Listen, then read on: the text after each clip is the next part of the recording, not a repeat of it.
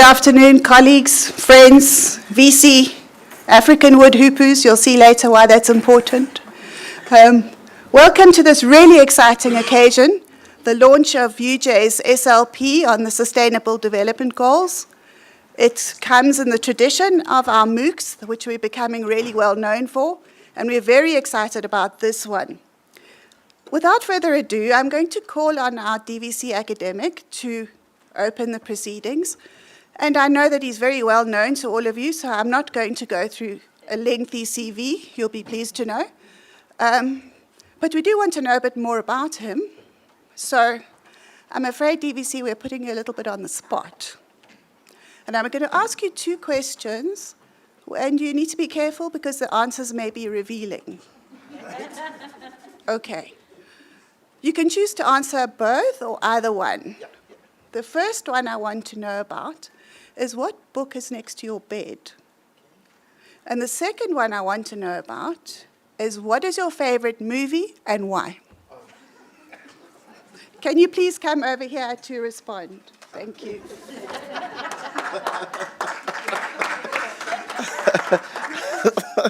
Thank you very much, Denise, Dr. Webstock. Two important questions, but let me start by observing, the right protocols and acknowledge the presence of our Vice Chancellor and Principal, Professor Marwala, and the General Counsel. I see you there at the back. Welcome. Other MEC members, members of council that may be joining online, or those who might watch this video afterwards, members of ELG, I saw deans, I saw colleagues, from various faculties, vice deans, and also senior leadership and colleagues, from the university, the people that makes this institution tick. So I welcome each and every one of you, senior directors in my domain. This is a wonderful moment. I don't want to leave everyone. I see Prof. Bettine van Vieren there at the back. You are a senior director, but not in my domain. But I welcome you and all the senior colleagues, junior, whoever here. You are welcome, ladies and gentlemen. So thank you very much for setting time aside to join us as we launch this important short learning program.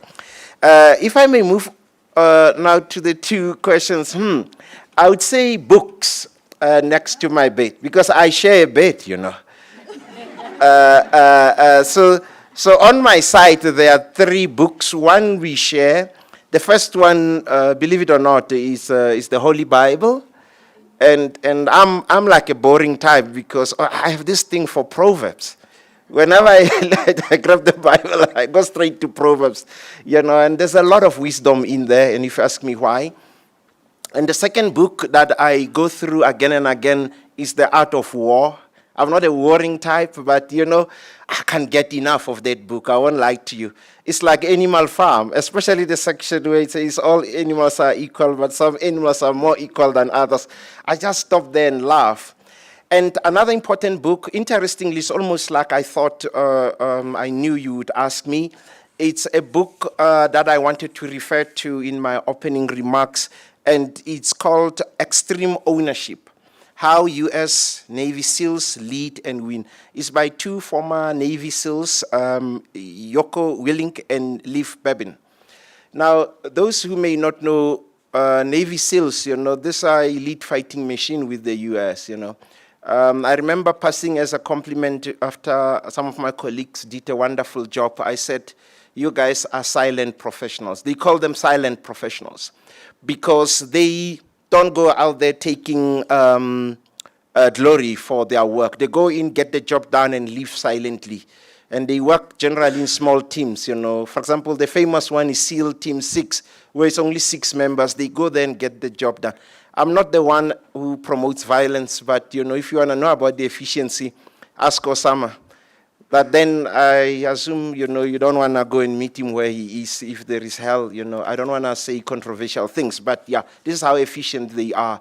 Exceptional people. And these two gentlemen led the Navy SEALs teams, and they work there. And in the opening remarks of their book is not about the war, but it's about leadership and taking ownership, but not just ownership, extreme ownership. And I quote what they say in their preface of this book: which I wanted to share as part of my opening remarks and why we're doing this. And an open quotes. They say, of many exceptional leaders we served alongside throughout our military careers, the consistent attribute that made them great was that they took absolute ownership, extreme ownership, not just of those things for which they were responsible, but for everything that impacted their mission. These leaders' apologies cast no blame. They made no excuses. Instead of complaining about challenges or setbacks, they developed solutions and solved problems. They leveraged assets, relationships, and resources to get the job done. Their own egos took a backseat to the mission and their troops, or their troop, apologies. These leaders truly led, close quote. And I thought, as we launch this short learning program, Introduction to Social Development Goals, I thought about extreme ownership. As the university, we are those type of leaders, you know. We do not say, because of the global grand challenges that we are facing, you know, we inherited this, is not our problem. We are taking extreme ownership to contribute, leverage whatever assets we have, leverage whatever resources we have, and make a contribution that we can. And as a leading university in South Africa, on the continent, and in the world. So this is why this is so special to me. And I wanted to share this. And when you ask about the book, I thought I should share this. And in a way, it reflects who I am, taking extreme ownership, casting no blame, and leveraging whatever resources that you have. In terms of the movie, it's an interesting one. There are a number of movies that come to mind. Western, I enjoyed Western. Karate, you know, I also enjoy. But there is one movie that is more special than others, and it's Titanic. And if you ask me why, I was a poor student at Vista University, and I wanted to take my girlfriend out, you know, now my wife, you know, you know, to the movies, to watch Titanic. Everybody was talking about Titanic. And she fell ill before we could go and watch the movie. And I had already told her, I'm going to take you out. So when she got well, she came and said, I'm okay now, shall we go? But the money was gone. I had to use it for other pressing matters. So I came clean and I said, look, then I had money, but I had to use it for other things. So, and she said, don't worry about it. We'll watch it one day or watch something else one day when we have money. And I said, hell, this is a keeper. That my favorite, why it's my favorite movie, we eventually watched it at home, you know, way when it was out of the circuit. I'm sure if I were to ask you to take a guess which one, you think where they are standing there in front. No, that is not. My favorite part, which I think is even relevant, not that I'm a crazy man, but what stuck with me, and which is also relevant to the SLP we are launching, is where the captain, do you remember the captain with his white beard? He said, gentlemen, there aren't enough lifeboats on this vessel. Only a few of us are going to make it. What is the relevance of this, I said. But let me tell you the second part that stuck with me. And I always told my students, is when that band played that song, I think it's Nearer to Thee. And one of the guys, this guy started playing and other bandmates came back. And then at the end he said to them, gentlemen, it was an honor playing with you this evening. And then the vessel sank. But that was really touching. For me, trying to link this with, you shouldn't have asked me, but to link it with what we're doing, we have a chance to load more lifeboats to this vessel, you know, in terms of sustainable development goals. We have a chance, you know, to really work on these things. And whatever lifeboat we load on this vessel, no matter how small, imagine if we all bring something, then there will be almost enough for everyone. And I would say, as University of Johannesburg, by developing this short learning program, we are aiding in our own small way lifeboats on these vessels, because climate change is real, poverty is real, and so on. So with that said, thanks. I'm sure you are regretting why you asked me, but that is not the reason why I have a short speech. Ladies and gentlemen, at the University of Johannesburg, we are serious about our responsibility to engage with current and emerging social, economic, and environmental issues. Finding and implementing sustainable solutions is evident in our research, teaching programs, and how we imagine the future. Ladies and gentlemen, UJ has been recognized for its contribution to sustainability by being ranked as the top African university contributing to the Sustainable Development Goals and within the top 100 universities globally by the 2022 Times Higher Education Impact Rankings. In Sustainable Development Goal 1 on eliminating poverty, UJ takes the 3rd position in the world and the 8th in the world for Sustainable Development Goal 8, which is about decent work and economic growth. UJ is further in the top 100 in the world for Sustainable Development Goal 4, which is about quality education, where we are ranked at number 39, ladies and gentlemen. And when it comes to Sustainable Development Goal 5, which is about gender equality, we are ranked at number 40 in the world. Sustainable Development Goal 10, which is about reducing inequalities, we are ranked at number 49. Sustainable Development Goal 12, which is about responsible consumption and production, we are ranked at number 68. And Sustainable Development Goal 2, which is about no hunger, we are ranked at 95. Through UJ's Global Excellence and Stature Program, colleagues, we are funding research that uses the 4th Industrial Revolution as an avenue to accelerate sustainable development goals. We call that Sustainable Development Goals 4.0. With the courses we are launching, we want to raise broader awareness about the issues regarding sustainability that require attention and global efforts. In general, ladies and gentlemen, universities that do not positively impact on their societies do not deserve to be called universities. That is why we decided to design this course, to be part of the solutions to the issues affecting South Africa and the African continent. To Sustainable Development Goals, are part of measures to address today's challenges. There is an African saying, if you want to go fast, go alone. But if you want to go far, go together. With this course, we want to bring people on board to make a meaningful impact in addressing various challenges sustainably. By doing this, UJ will remain the university of choice, anchored in Africa, and dynamically shaping the world. Ladies and gentlemen, we hope that you'll sign up, for this program. We're going to open it up for everyone within UJ and outside UJ, because this is something that is of great importance today. We feel everybody should have access to this and learn about these issues of sustainability so that we can add more lifeboats to this vessel so that if we do well, we won't sink, isn't it? And then we won't have, but if we need this, then we shall have the lifeboats that we need. So ladies and gentlemen, thank you very much for the opportunity. And I would like to take this opportunity and thank colleagues that work with me to have this program ready today. Thank you for your attention, ladies and gentlemen. Thanks, Dr. Webstock. Thank you very much for that inspiring and life-saving metaphor. Thank you for that, Professor Mbedi. Very pleased that you could introduce that, but now we have something really special. What's important, actually, is the future. And for whom is the future important? And the future is important for our youth. So now we have a really lovely insert from a grade 9 pupil at the Maragon Mooikloof High School in Tshwane. So Boikanyo Mosiro is here with us on a video. It's a 4-minute video.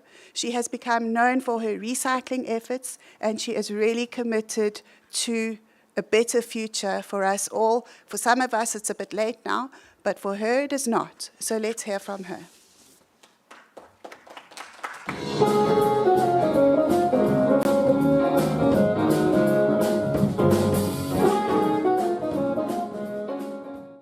We need nature, but nature doesn't need us. We share the same planet and we're surrounded by nature daily. And while nature can exist without us, we as humans cannot exist without nature. As wealthy, developed, and technologically advanced as we may be right now, ultimately, nature is our bedrock to our human existence, and it is the key to our human resilience, health, stability, and well being. Our forests, rivers, oceans, and soils provide us with the food that we eat, the air that we breathe, and the water that we use to irrigate our crops and quench our thirst with. Nature provides us with such essential things, and yet sometimes we as humans we tend to forget and appreciate and acknowledge what nature gives to us every single day. As you all know, our population increases with over 200,000 people a day, meaning there's a high mandate on basic and daily needs, wants, goods, and services, meaning the factory usage increases by 14% weekly, and the use of transportation is a major contributor to gases like carbon dioxide emissions, thus making air pollution. And other factors like generating power, cutting down forests, and littering leads us to our main problem to our planet, which is climate change.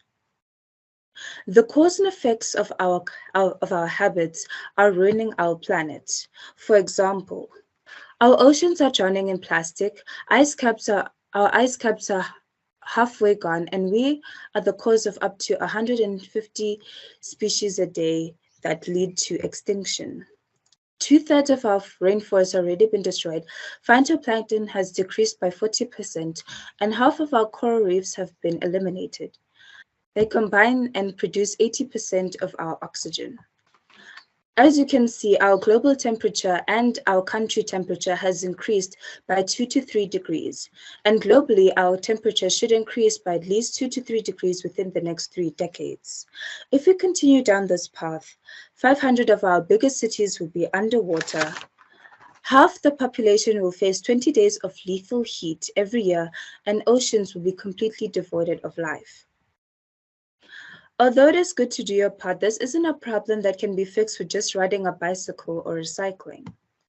It is a question to whether we will let millions of people destroy our home for a profit, or whether we will stand together and take back our home. Whether we will save our world, or whether we will sit back and watch people suffocate and fight wars over our resources before we're even old enough to retire. It'll be a matter of time before our nature is completely destroyed forever, or we will be too late to save our nature. Let's take our time to love this creation before it's completely gone forever. Let's find peace and care for this that we are blessed with. For we are a danger to this creation, yet we need nature, but nature doesn't need us. Thank you.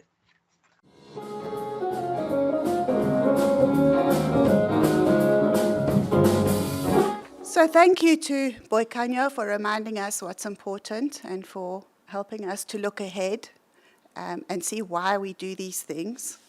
And I hope that her message will be amplified by our keynote speaker, who is joining us virtually. Our keynote speaker is Professor Erica Nkremombula. She seems to like threes. Because she is a DSI NRF Newton Fund Trilateral Chair at UJ in three things: transformative innovation, the fourth industrial revolution, and sustainable development. And I can't tell you how happy I am to see those three things coming together in one place. And I see that Erica is working with her research students and young scholars on that. And her research work revolves very much around innovative systems for sustainable and equitable development.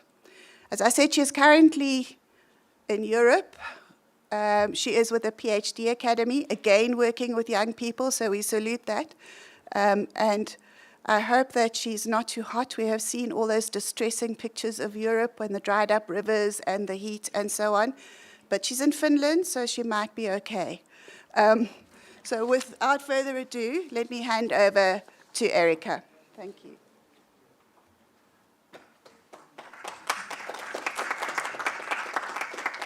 Erica, welcome.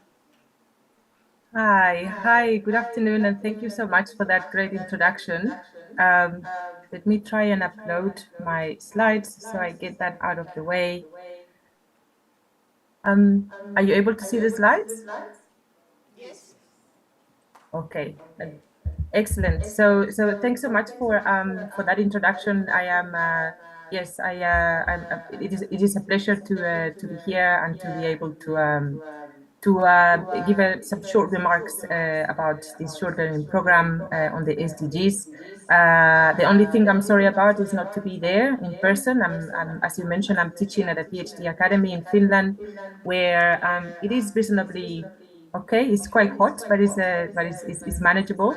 And there is a lot of discussion around sustainability. So I am really talking here not only to students from all over the world, but also to the local authorities who are very concerned about moving into a more digital and sustainable future. So what they refer as the twin transition.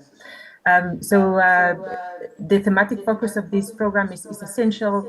The SDGs capture what we call the big problems of our time, and I will try in these few minutes to highlight why it matters to us as individuals, to us as scholars, and to us as an institution of higher education. So I'll try and give some reflections as to why the SDGs should permeate our three missions of teaching, research, and community engagement. The previous video that we had really set the scene very nicely for what I wanted to say. So I'm happy to be speaking afterwards, which already gave us a sense of the urgency that we're facing. There is a growing shared feeling that we're living at this turning point in history. The pandemic that we are slowly coming out from has exacerbated that feeling, perhaps, but it was already there. And this feeling is based on observation of evidence. All the indicators are telling us that we are moving beyond planetary boundaries related to climate change, biodiversity loss, and the use of resources, and below the social floor in the global north and the global south, the same in terms of rising inequalities, civil unrest, and instability. And this is creating a shared understanding that we need fundamental changes and that we need them urgently. So we are converging to that shared view, I believe. There's this well-known work by teams such as those in Stockholm University and other places that have helped us identify the processes that regulate the stability and the resilience of our Earth systems. And it's really becoming loud and clear that we need urgent action to operate within what is known as this safe operating space.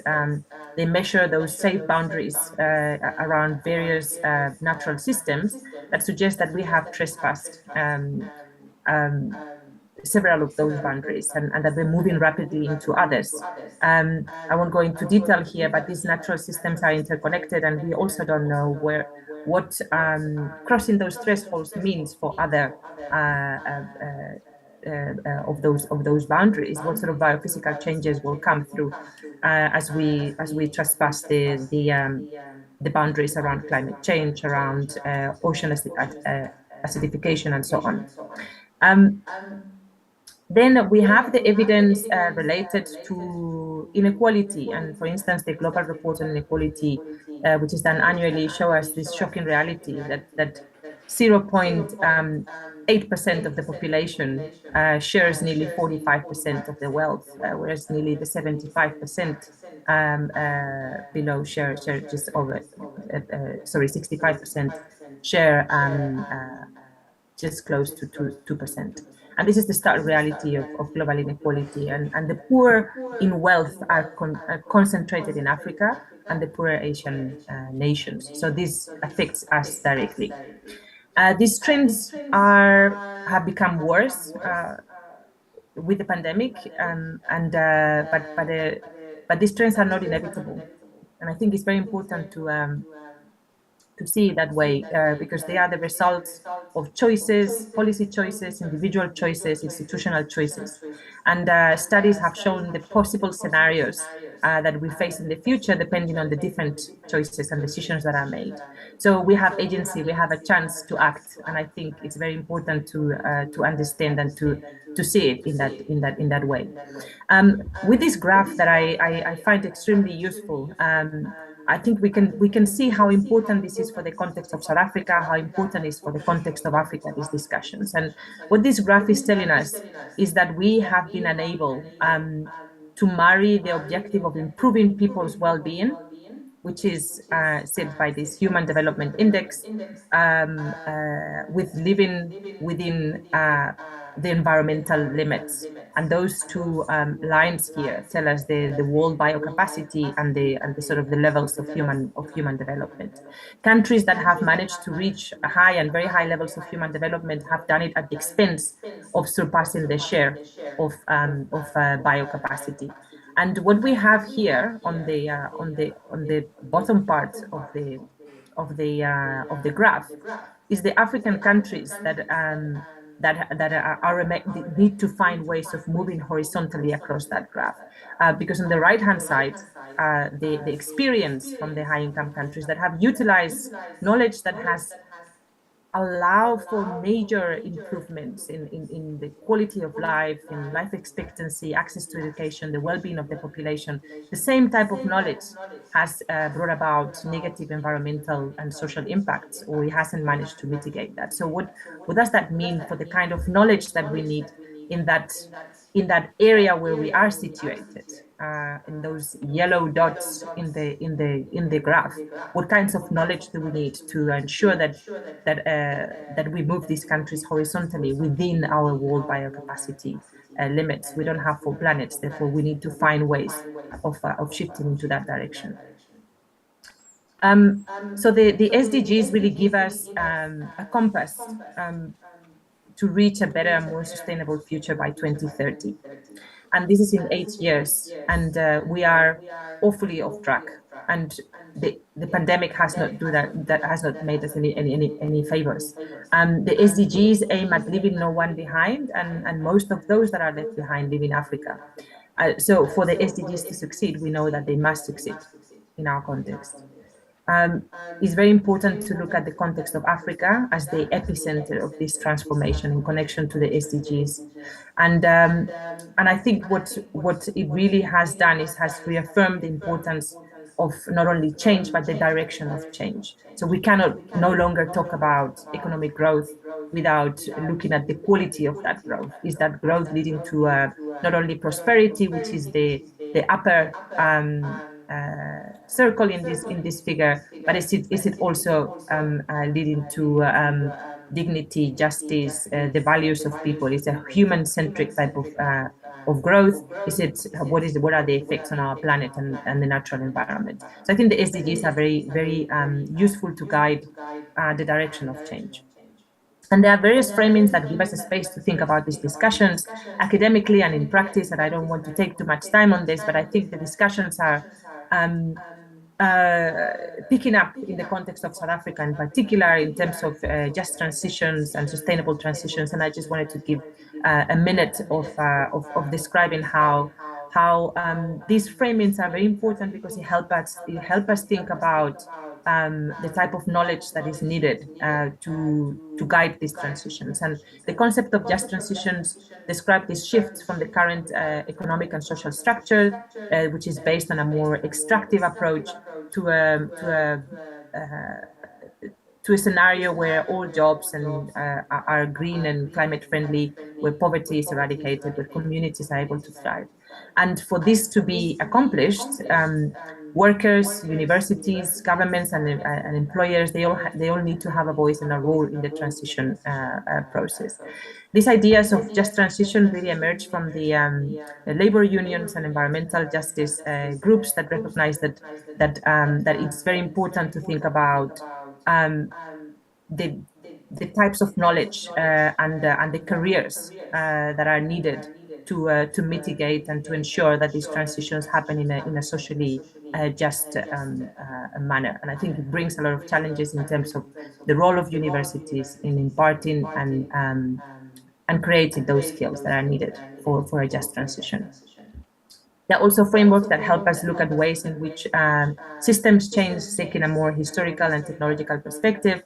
And here I just show very quickly the work of Carlota Perez, who has led a lot of the discussion around technological revolutions and systemic change, and explaining how technologies are adopted and how we move from one sort of pattern of development to another, which is very much behind the understanding of how technological revolutions take place. And this is based on all the ideas around long waves that come from thinking from the 1930s, from Konrad Schiff and Schumpeter, that give us a very good understanding of how these waves have happened or revolutions have happened over time. The reason why I show this graph is because there's also thinking around the types of knowledge and skills and the curriculum transitions that are needed to inform these waves. So there is an understanding that we're moving now towards another wave that is more guided by knowledge around green chemistry, industrial ecology, renewable energy, green nanotechnology, and so on. So what is the role of universities in informing and supporting those technological revolutions, as well as the current revolution in which we are, the digital transformation, also referred to as the 4IR. So it makes us think about the type of knowledge that is needed to produce and to support these transitions, but also ensuring that the knowledge that we generate has social impact. And I wanted to show this because it requires expanding and rethinking the concept of excellence.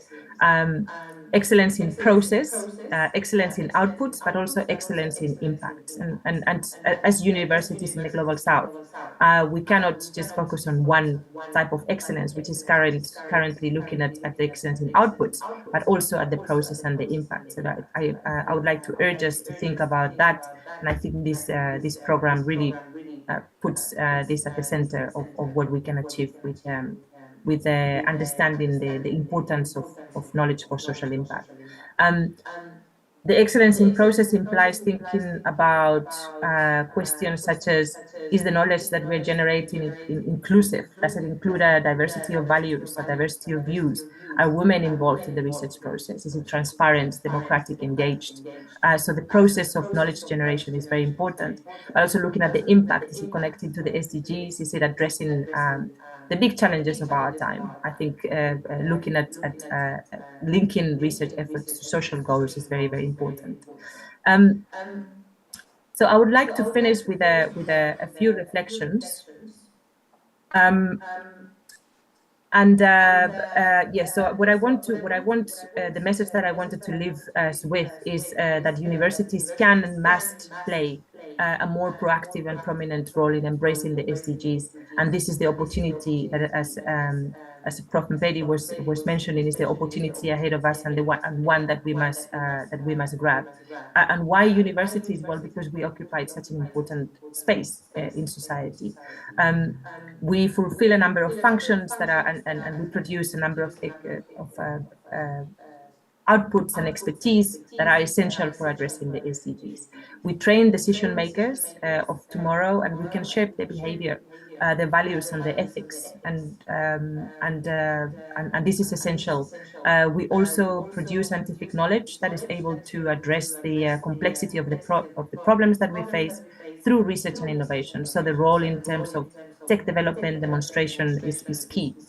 I want to talk about Engage, or I wanted to mention Engage Scholarship, because it's the integration of education with community development. And these times of universities as ivory towers are a thing of the past. I think the SDGs give us a real compass that can guide the types of relationships, collaborations, that are needed to guide this need for inter and transdisciplinarity. So I want to end by saying that universities need the SDGs and the SDGs need universities. Universities, the SDGs provide a global framework that can increase the acceptance and the purpose and the relevance of the work that we do. And the perception of that relevance by government, by industry, by civil society. And at the same time, universities are powerful engines to provide the knowledge and the expertise that the SDGs urgently need. So I would like to end with this. Thank you so much for your attention, and I'm so excited to see this course taken up. As it is said, the best time to plant a tree was 5 years ago, and the second best time is today. So I'm very glad that we are moving into this direction today. Thank you so much.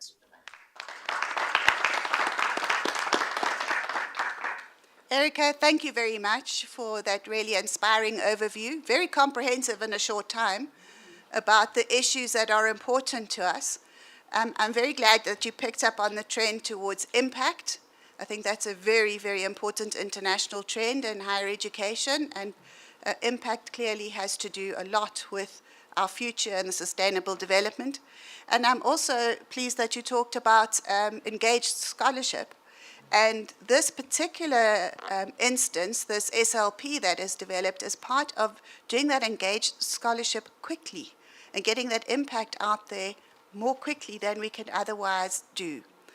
So with that, I'm going to turn to a different approach now. And again, of the theme of threes, we have three wise women, luckily, from UJ. As a panel to discuss some of these issues, we have Dr. Tebogo Mashifana. She is head of department and senior lecturer in the Department of Chemical Engineering at UJ. Her research work is in waste beneficiation, and she has been awarded and acknowledged for her work. She has an award for emerging researchers from the NRF. She has the Vice Chancellor's Distinguished Award for a Promising Young Teacher, and the Dean's Award for the Top Achieving Staff Member in the Faculty of Engineering. As I said, wise women. Then we have Dr. Leanne Woodley. She is a senior lecturer in the Department of Geography, Environmental Management, and Energy Studies, and she is the local director in South Africa at UJ of the Erasmus Mundus Masters in Sustainable Territorial Development. And she's a member of the Scientific Advisory Board of, and I don't know what this means, you will tell us, RIMM Sustainability, which is based in Singapore. She's also on the Green Version 2 Tool Task Force for the Green Building Council of South Africa, and a scientific committee member of the Jean Monnet Center for Excellence on Climate Justice at the University of Padua in Italy. So not only here, but all over the world. We have, you can read the rest of it in your pamphlets, so some acknowledgement in the Mail and Guardian. But we also have Dr. Nomali Ngobesi, who is the Deputy Head of Department and Senior Lecturer in the Department of Botany and Plant Biotechnology. And she's a registered botanist with our local council for natural scientific professions. And she focuses on food and nutrition security. Interestingly, she explores underutilized African plant species as alternative food sources, alternatives to exotic crops, that is, and post-harvest processing technologies to extend the shelf life of popular crops. She too has had a lot of recognition for her work, and she's on popular media platforms such as Million STEM and iSet Science Careers, and she has also been nominated as Emerging Researcher for the 2022 NSTF South 32 Awards. Without further ado, I am going to address some questions to you, and just to highlight again why this particular SLB is so important for us right now. So my first question is, and I'm going to address that to Nomali. Okay. My first question is, we know about the United Nations Sustainable Development Goals, but they are a little bit time-bound. They end at some point in 8 years' time. So why should we take them seriously? Thank you so much, Denise. I don't know if this is on. It's on? Thank you so much, Denise, and good afternoon, colleagues, and those who are joining us from various platforms. You are correct. We've actually set these up to 2030, and people might think they expire. But if you think about sustainability, you're thinking about long term, keeping the world and making it productive on a long term, not only for your lifetime, but also for the lifetime of those to come. So we're at that point where we have to start with development, or at least think about sustainability. People have been saying this for a while. I'm going to take it from a botanist perspective. So we've heard of various disasters, natural disasters. We've seen recently hail, rains, cyclones, droughts, floods. This really threatens our food resources, specifically because we mainly focus on three main crops. Those would be your maize, wheat, rice. Some of us will even go to potatoes. So food security is really threatened by the change brought on by the climate. So we need to now, it's knocked on our doors. Sustainability is now on our face. The call is on our face to actually start doing something if you haven't. So my work focuses on just using underutilized crops, looking at underutilized crops, bringing them into our focus and our attention so that we can use them, consider them for the food industry, agriculture industry. Now, you'd find that most of these have been around for a while. So we know some of them because we grow them in our home gardens, but you'll still go and buy apples and buy spinach and leave them at home. If you have any interest yourself, you'd grow and have a home garden where you just do this as a hobby. But my interest is to actually shine a spotlight on these so that we can bring them to mainstream agriculture and ensure sustainability in our food system. So we've done this with a couple of underutilized crops, looking at morojo, which is usually consumed as spinach. Now, if you can eat this at home instead of buying spinach, the people who actually go out and produce food will start producing it on a large scale commercially. Now, if we do this, we place less pressure on maize, we place less pressure on wheat, such that if a drought comes, we don't resort to now exporting. We just consume what's already there because they've entered our agricultural system. So that's my perspective. Sustainability is not a call that ends in 2030. We're going to go beyond that, but the action is required now if you haven't started. So this course is just covered a perfect time. Wonderful, thank you. So, yes, I take forward your message that sustainability is beyond the Sustainable Development Goals, and they're a vehicle for that very important aspect of our lives. You touched on why your research is important in this area, and I'm going to pose that same question now to Tebogo. Tell me about your research and why it's important in this particular area, and how does it advance the Sustainable Development Goals and sustainability? Thank you, and thank you so much for this opportunity. A lot has been said already. So my research focuses on Sustainable Development Goal number 6, number 12, and number 13. And my research is on beneficiation or valorization of solid waste, wastewater treatment, resource recovery from waste and byproducts. And why that specifically? Each and every industry generate a particular waste material. What is happening currently is that most of these industries are generating this waste and landfilling in our environment, which leads to environmental pollution, which may lead to air pollution, contamination of our groundwater and soil, and so many other negative impacts. So my research is looking into different waste materials that is readily available in our societies, and then treating the waste if it requires treatment, because most of this waste is actually waste that is hazardous, meaning that, the impact thereof is not the impact that will affect the generation today. My children may be affected by that. So it is that way that I'm looking at ways to recover some of these waste where I'm treating these hazardous materials. I think the beauty of it all is that at the end of the research that I'm doing, I do not want to generate any secondary waste. So in everything, it is a circular economy approach that I'm applying in the research that I'm doing, that I'm looking at the waste material that is available, readily available, coming in, bringing in solutions so that we can even use that waste for other applications. And in the past years, the applications that we've been looking at is applications in civil engineering. So we'll take a waste material, gold mine tailings. Everyone is familiar with gold mine tailings. In the East Rand, West Rand, there are big tailings, gold mine tailings that are alongside our road. And that is not just a tailing. you can think about that we're talking about solid material, that when there is wind, what happens to the communities around that? So the impact is not only about the chemical aspect of it, the impact is actually, it goes a long way.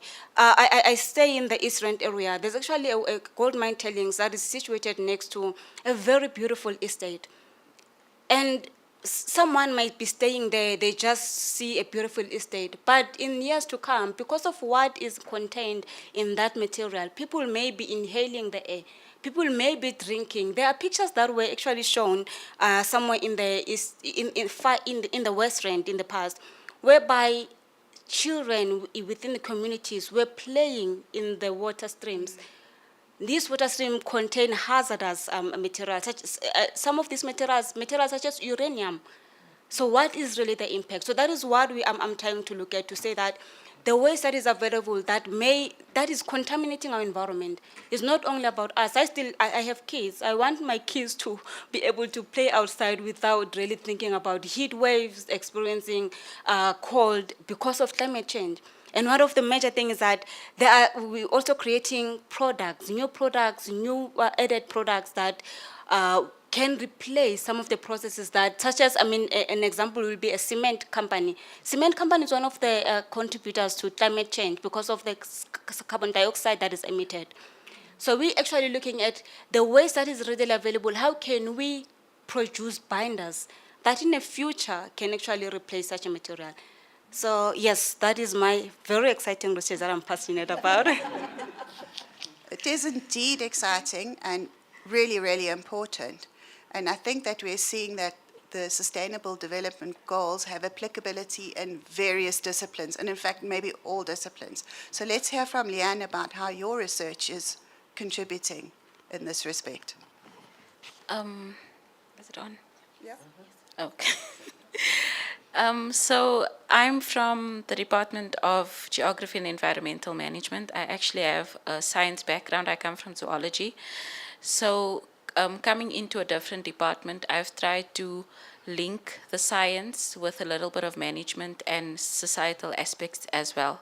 So my research basically focuses on SDG 6, clean water and sanitation, and different targets in there. So one of the first ones would be obviously water pollution and monitoring thereof, analysis.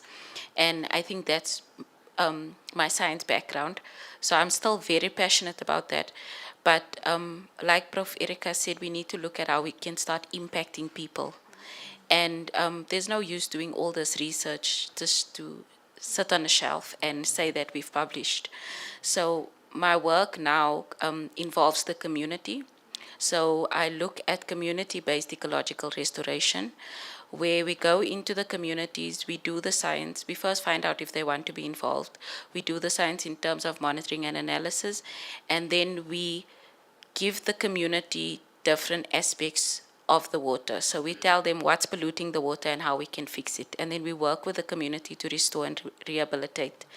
So I think in many communities, there's always this mindset that the government must do this and the government must do that.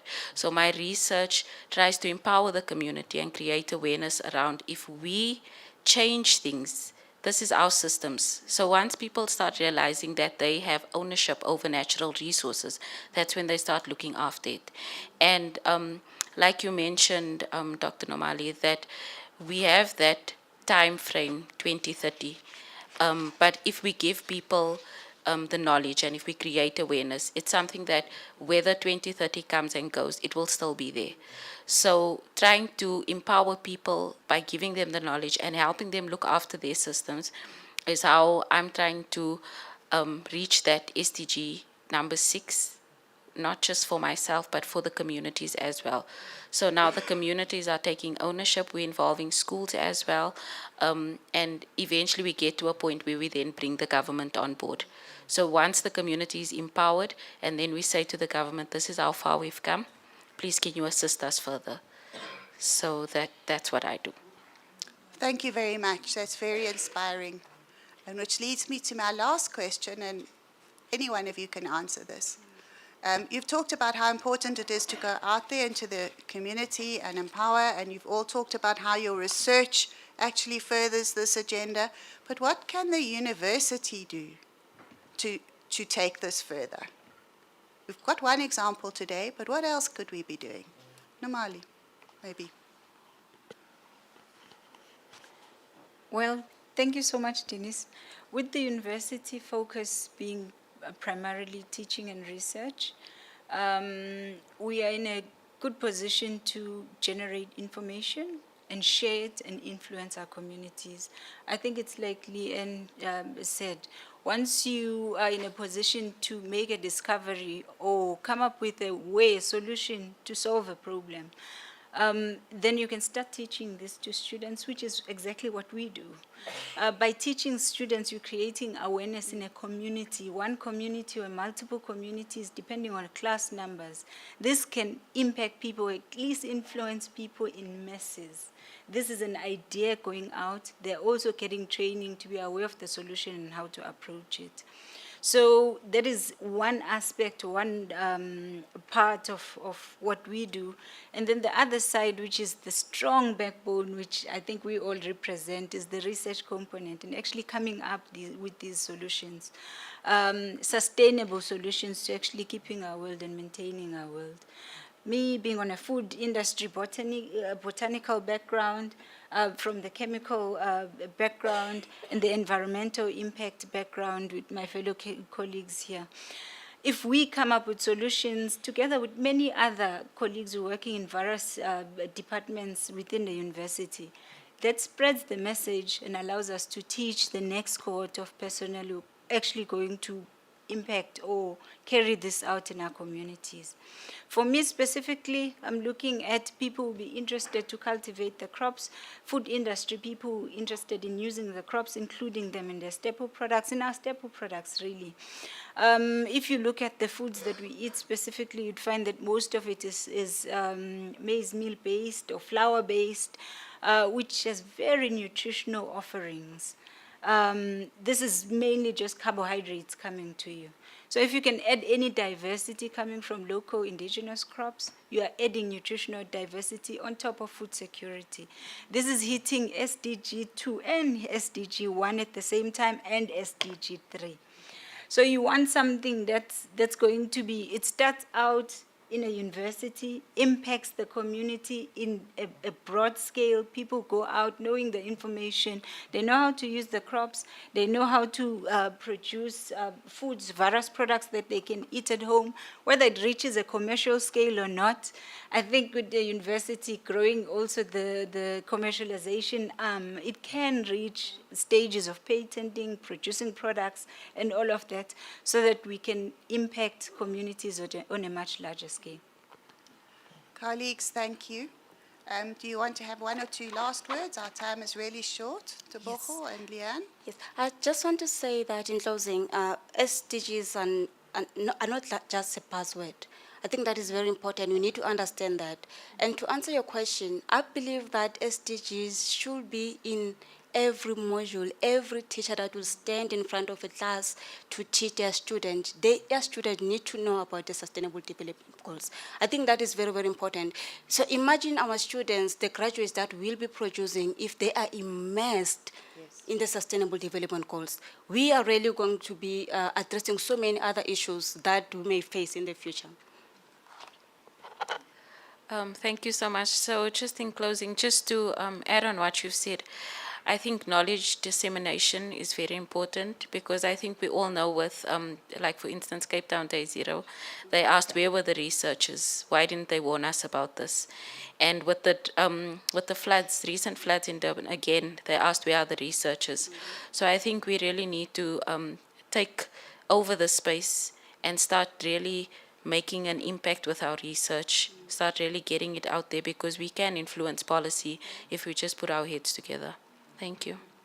Colleagues, thank you for those inspiring words. I think you're absolutely right. I think universities are getting a new lease on life as experts. And we saw that in the COVID era. Who was advising government? It has to be in this area as well. So thank you for that. You've been very inspiring, and we're very proud to have you as part of UJ. With that, we're going to get to the main part of our program, which is Dr. Karina van Rooyen, who's going to launch the SLP, an introduction to the Sustainable Development Goals. She's going to introduce you to the whole program and to one very picky professor within it. So over to you, Karina. Thanks, Denise. Let me just get the slides up. I think it's ready. Right. Thank you, everyone, for being here. So I have the wonders to introduce you to what actually is in this course. Prof. Mpedi made talking about this slide totally unnecessary, how impressive UJ has been, already been acknowledged, but also how much more we can do. So let me tell you a little bit about the purpose of this short learning program on the SGDs. It's really introductory, it's interdisciplinary, and it introduces us to the United Nations 17 goals, the reason why they came about, and how they are a comprehensive framework with various synergies between them, but also with various trade-offs within and between some of these SGDs. And then also we consider in the program some of the critiques, because the SGDs is not all wonderful. There's critiques against them, and we want to consider those. I think what's really important for us in our approach in this course is that we're contextualizing the SGDs for the African context and for South Africa. So one of the things we do in the course, we look at what is the alignment between the SGDs and the African Union's Agenda 2063, and also South Africa's National Development Plan, our NDP. Now, both of these goals precedes the SGDs. So in that regard, they're really important for our context, and in the course, we explore some of those alignments to make sure that the SDGs really speak to our context and to what we need. So the course is fully online, it's self-paced. It'll take you, you can start anytime. It'll take you about 50 hours to complete the course. And once you've successfully completed the course, there is assessments in the course. Once you've completed the course successfully, you will be awarded with a digital certificate that you can view and share with others, third parties, and you can also, it's available on the UJ Digital Certificate platform. And for students who's currently registered at UJ, who's completing this course successfully, it also appears on the academic record. Now, the course is not a standalone course. It's part of a suite of courses developed by our division, Academic Development and Support, and you might have heard of the others too that's already available. Really exciting courses that UJ offers for free for all UJ staff and students, but also to the public. Part of our commitment to get the word out around sustainability. Now, the course is really delivered in 5 units with a little intro overview and a so what at the end. And the 5 units really starts off with what's the origin of the SGD. So how did they come about? We contextualize it in the idea of development. Post-45, looking at the idea of green development, sustainable development coming to the fore by the 1980s, moving on towards the Millennium Development Goals in 2000, and then the whole debate in 2012 at post-Rio, Rio Plus 20, about what, now that the MGDs are going to end in 2015, what next? And important for us in that tracing that history is we also consider some of the African ideas, whether about Ubuntu and Ujamaa, that speak to ideas around sustainability and development. The course itself is really structured around what is the so-called wedding cake, the SGD wedding cake. It really indicates the groupings of the SGDs really into 4 broad groupings. The biosphere, society and economy, and the one that appears right at the end is the kind of the middle core, governance, the implementation, and the peace and security context that we need to ensure the SGDs actually are implemented and can happen. I will go a little bit faster. Well, I want to introduce you to this professor. It's our UJ Professor Hoop Hoop, Adrian. Do you understand? The creator of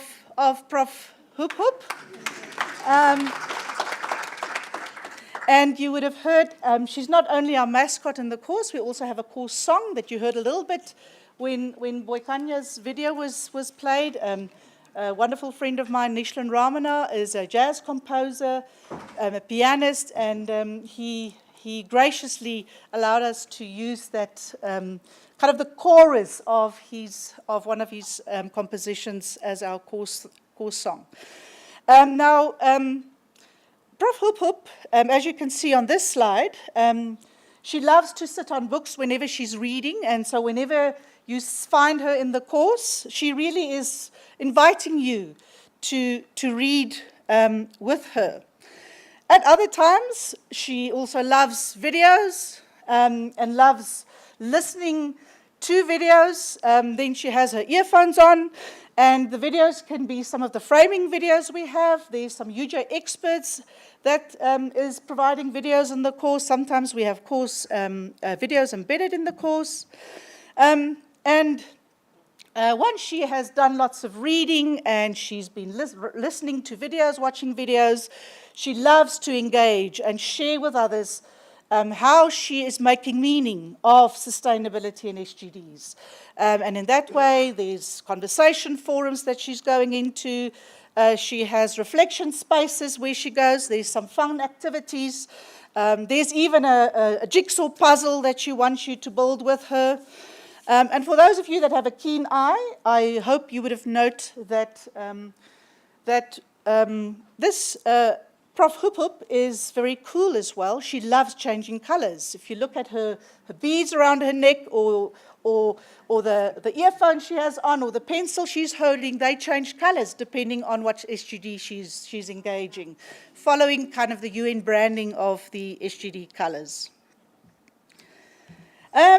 Just to give you a quick sense of the kind of course activities and what happens, the kind of things that happens in the units in the course. There's some framing videos. The framing videos really kind of sets the scene, give a context of this is the SGD, these are the targets of the SGDs, this is how it's aligned with Agenda 2063, the NDP. Here is specifically the influence of COVID-19 pandemic has been massive on the SGDs, so we really consider that as well. And then we also look at, okay, but what's the issues and the problems that remain here, or what's the critiques? And specifically important is to recognize there's lots of trade-offs and synergies in the SGDs. In some cases, within an SGD, there are targets that's in contradiction. And in other cases, there's between the different SGDs trade-off necessary, and so we want to consider that as well. And that's typically through the framing videos. Then there's readings. The readings tend to be short, light, 2-3 pages, sometimes 10 pages. It's out of a short article, or it's a blog piece, or conversation piece. Prof. Mpedi, there's somewhere a video of you talking, giving an interview. So there's that kind of reading that's compulsory, but then there's also lots of additional optional reading. So if you want to dig in a little bit more deeper, want to become a little bit more academic, there's links to lots further readings that you can also do. There's lots of fun activities. I hope they're fun activities. Really to get you engaged in the course. They go from, little quizzes. Did you know this? Or can you respond to this? What for you are the most challenging, the most important SGD that we should do? There is kind of did you know boxes. As I mentioned, there's here and there a puzzle. There's Mentimeter things, etc. Then we have really important, the UJ expert videos. And you would have seen in the booklet, we acknowledge, and I see a few of you here. Thank you very much for your contributions. It's short little 3 to 5 minute little videos of UJ experts, UJ academics talking about their research and how it relates to the SGDs. Any of you here that have not yet contributed or would like to, we are really keen to keep on adding to our pool of videos from UJ experts talking about their research. So if you would like to contribute a short 3-minute little video, please contact me. Or we have a course email. I think it's not sure, it's not down there. I'll have a look now. It's sgds@uj.ac.za. And you can contact us there. We would love to have some more videos. And a few of you, I have your names if you attended. So I do expect an email from me asking a contribution. And And I mean, I think through these videos, we don't only want to showcase what UJ is already kind of doing, you know, that we're already kind of doing really amazing stuff. But we also hope that course participants will be inspired, like we were inspired by the panel this morning or this afternoon, about the amazing things people are already doing. There's conversation forums where we particularly ask questions and get one another to engage. Because it's self-paced, there's not a teacher or a meeting or anything. So our meeting is asynchronous in our conversation forums. And then there's also open conversation forums where you can start a conversation about something that you've read or a thing that has you going. And then we have also reflection spaces where we encourage course participants not only to reflect on what they've learned in a particular unit, but also how they've learned that and what they're taking from it into their lives. And then, as I mentioned, of course, assessment. Assessment happens at the end of each unit. It's a short little quiz, 10 questions. And you have to pass 50% to get to the next unit, and you have to pass all the units with 50%, all 5, to be awarded the certificate. And then, of course, you're all now keen to sign up and go start it. So for UJ staff and students, you simply go to our ULink, and you, by logging in with your UJ credentials, you go to the little block online courses, and you will find, under online courses, you will find the courses, 3 courses at the moment there. From our online courses, you click on the one on the SGDs, and you simply register at the bottom. And that will be live from next week for you to go sign up. And then I think lastly, just an acknowledgement to the people who's worked on this. Prof. Mpedi for being the inspiration and getting not just us, but the whole university with Denise thinking around sustainability and what it means for us as UJ and our social impact and our contribution in our society. For Prof. Tia, the Senior Director at ADS, for leading this. Shanae, you're somewhere here. Where's Shanae? There's Shanae. Shanae, you also have seen the pamphlet. Shanae has been wonderful. She's been in contact with a number of the UJ expert people for the videos. She's coordinated that. She is basically doing everything that I'm not getting my hands on at the moment. Wonderful. And then I think I've mentioned Adrian, who's been wonderful, not just in bringing Prof. Hupop to life, but also in a whole range of design elements for us around the course. And I think that is it. Welcome to Prof. Hupop's course.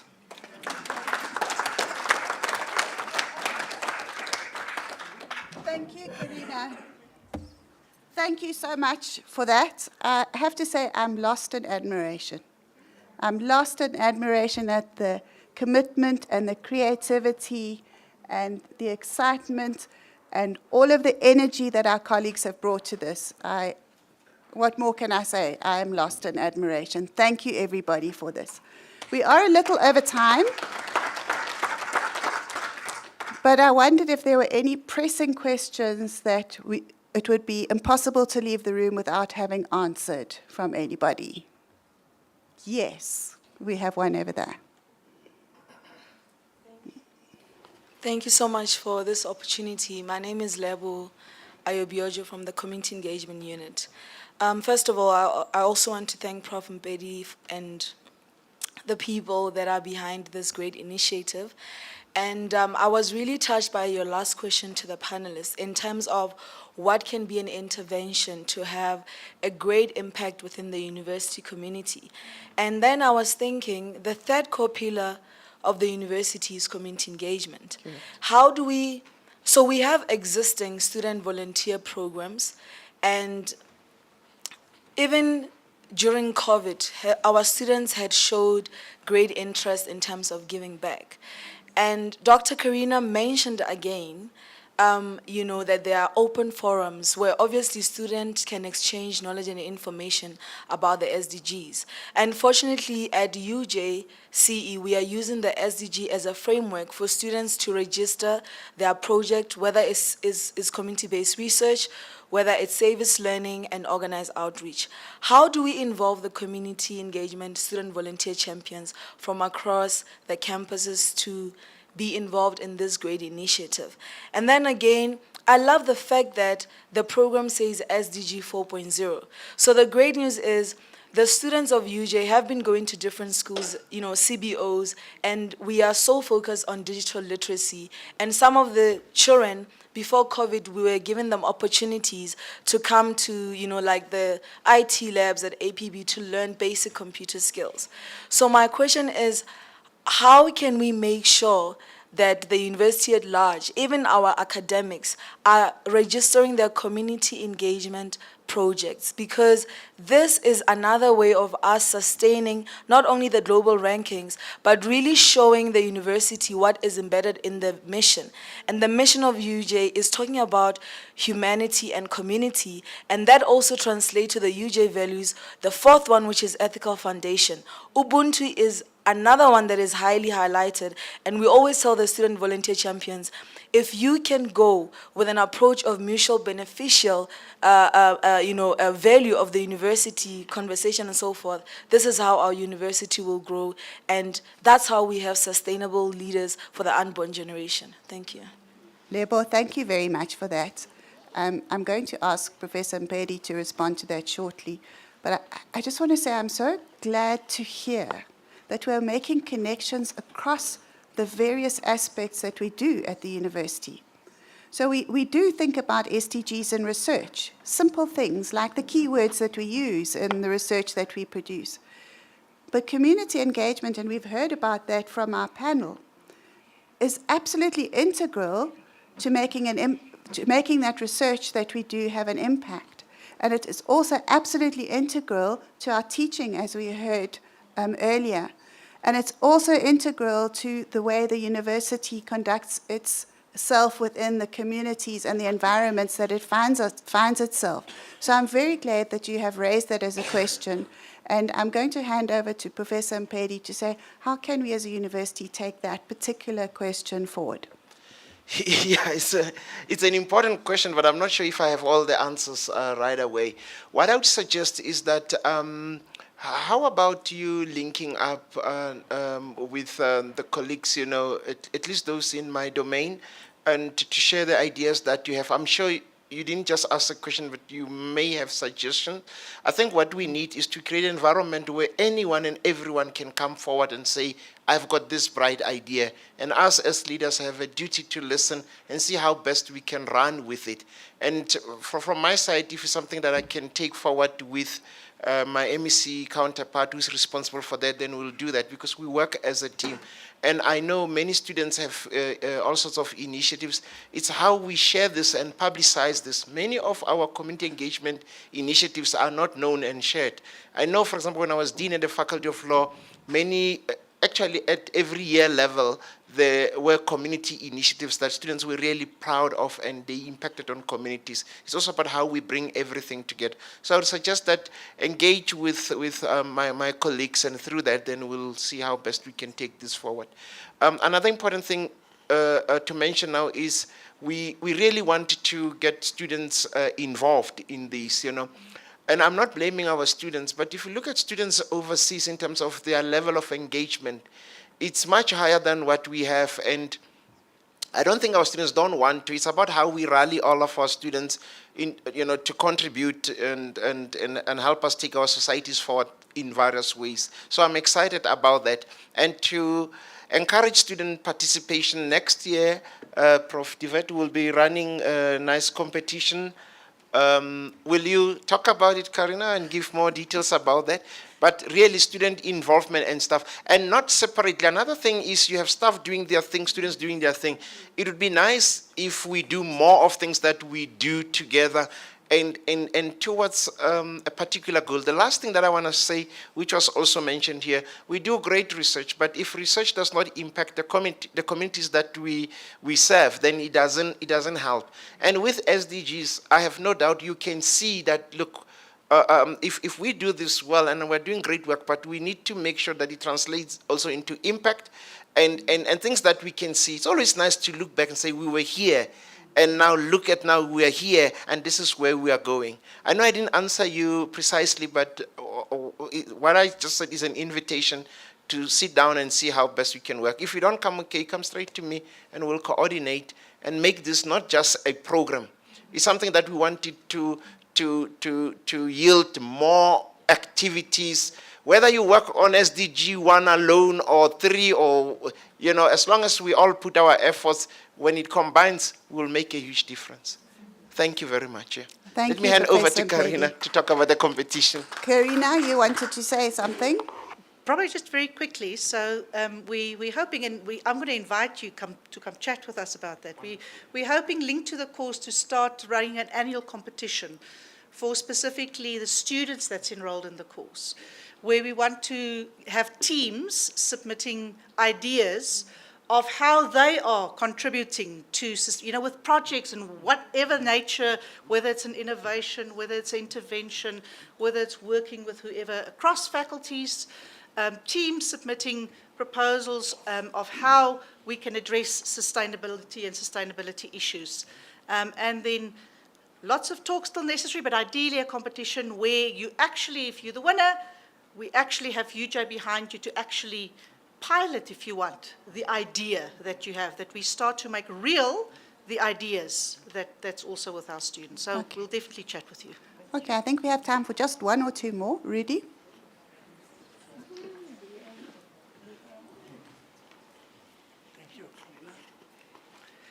Right, thank you, Program Director. Just a quick comment. I sat here and I am so excited about the whole initiative. I'm actually late for the council chair's book reading, and we brought a book club especially there, but it's worth it to spend the time. So Denise, I wanted to just make the comment, what the 2 points that's been raised and what Prof. Mpedi has said. The big thing for me is, and I know that we, with Dr. Van Rooyen, we worked together from the time that BCure, that is now Evidence Network, was formed. And I'm just thinking about the excitement of the initiative. And maybe I'm making this comment because I work directly with government and I interact with them every day. And it's a big loophole. So I can see a very bold initiative, Prof. Mpedi, especially with the Department of Monitoring and Evaluation. So sometimes I get in trouble with government because I said, hey, government, when you implement and you do things, you suck. And then they say, hey, careful. But the point I'm really making is that there's a big problem in government, good at planning policy development, bad at implementation. So UJ stands at the epitome of being a yardstick for government to be able to monitor and evaluate impact in terms of the Sustainable Development Goals. Dr. Van Rooyen, I've got another question on the NDPs. I'm going to withdraw that one for now. I'll come and have a word with you, just the link. But it's just a comment, and he's just to say it will be a yardstick for monitoring and evaluation, because we will be able to have a dashboard to say this is the impact that you just made. Thank you. Thank you, Rudy. I think I'm going to call this to a close now. I'm very pleased that you ended with some excitement and ended with acknowledging UJ for what it is doing in this area. Again, I want to thank all of the colleagues and all of our wise people who are really passionate about these issues and are actually going the extra mile to do something about it in a way that will inevitably make an impact. So, colleagues, thank you very much for attending today. On behalf of the organizers, I'd like to invite you to a few refreshments. And I'm sorry that we are a little over time. However, I think it was worth it. So thank you all.